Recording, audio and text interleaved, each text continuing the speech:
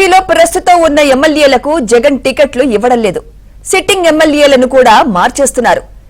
ఇప్పటికే 50కి పైగా నియోజకవర్గాల్లో ఇన్ఛార్జీలను మార్చేశారు. గెలుపు అవకాశం ఉన్న వాళ్లకే టికెట్లు కేటాయిస్తూ వస్తున్నారు. ఆ మేరకే ఇన్ఛార్జీలను నియమిస్తూ 4 జాబితాలను వైసీపీ అధినాయకత్వం ప్రకటించింది. కానీ ఒక నేతను మాత్రం అక్కడ తననే పోటీ చేయమంటున్నారని చెప్పడం ప్రస్తుతం వైసీపీలో హాట్ టాపిక్ గా మారింది.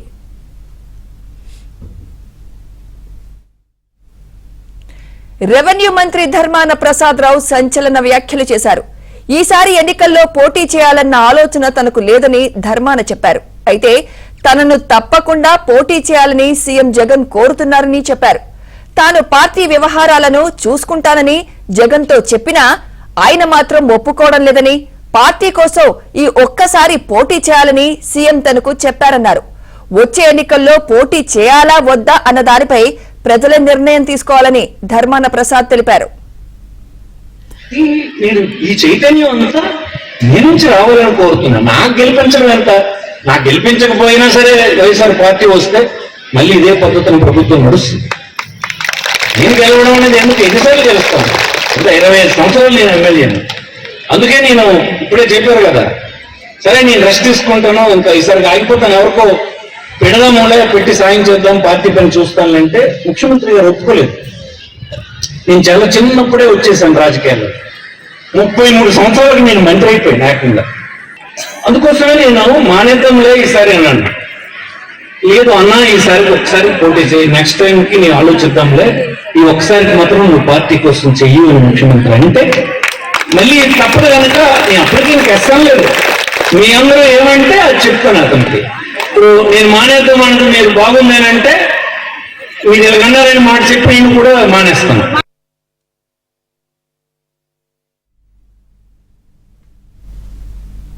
రైట్, ఇదే అంశంపై మరింత సమాచారం మా ప్రతినిధి రమేష్ అందిస్తారు. రమేష్, సుమిత్ర, ఏదైతే అధికార పార్టీలో టికెట్లకు సంబంధించి మార్పులు చేర్పులకు సంబంధించినటువంటి అలజడి జరుగుతున్నటువంటి నేపథ్యంలోనే రెవెన్యూ మంత్రి ధర్మాన ప్రసాద్ రావు సంచలన వ్యాఖ్యలు చేశారు. ప్రధానంగా వచ్చే ఎన్నికల్లో తనకు పోటీ చేసేటటువంటి ఆలోచన లేదు, అయినప్పటికీ కూడా జగన్మోహన్ రెడ్డి పోటీ చేయాలని తనను బలవంత పెడుతున్నారు అనేటటువంటి వ్యాఖ్యలు చేశారు. నిన్న శ్రీకాకుళం రూరల్ మండలం ఇప్పిల్లో జరిగినటువంటి అధికారిక కార్యక్రమంలో ధర్మాన ఈ రకమైనటువంటి వ్యాఖ్యలు చేశారు. సీనియర్ మంత్రిగా ఉన్నటువంటి ధర్మాన చేసినటువంటి వ్యాఖ్యలు కొంత రాజకీయంగా చర్చనీయాంశంగా మారి. ప్రధానంగా ఆయన చేసినటువంటి వ్యాఖ్యల్లో చూస్తే తనకు 25 ఏళ్ల పాటు ఎమ్మెల్యేగా ఉన్నాను, ఇక రాజకీయ పైన ఆసక్తి లేదు, తీవ్రమైనటువంటి ఇబ్బందికరమైన పరిస్థితి ఉంది, ఈ క్రమంలో నేను రాజకీయాల నుంచి తప్పుకుంటానని చెప్పి ఇప్పటికే జగన్మోహన్ రెడ్డికి చెప్పాను. అయినప్పటికీ కూడా జగన్మోహన్ రెడ్డి దానికి అంగీకరించడం లేదని చెప్పి ధర్మాన వ్యాఖ్యలు చేశారు. దాంతో పాటుగా ప్రధానంగా ఈ ఒక్కసారి పార్టీ కోసం ఎమ్మెల్యేగా పోటీ చేయాలని చెప్పి జగన్మోహన్ రెడ్డి నుంచి ధర్మానకు ఒత్తిడి వస్తుంది అనేటటువంటి ఆయన స్వయంగా చెప్పినటువంటి మాట.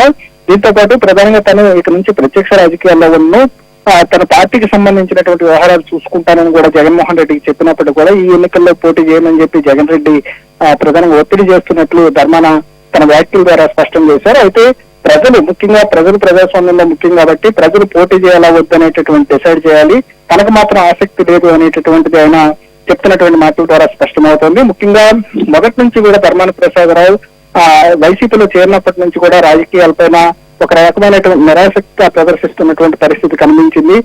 ఎప్పుడు మాట్లాడినా కూడా రాజకీయాలకి ఇక సన్యాసం తీసుకుంటాను, తనకు ఇంట్రెస్ట్ లేదు అనేటటువంటి మాటను చెప్తున్నారు.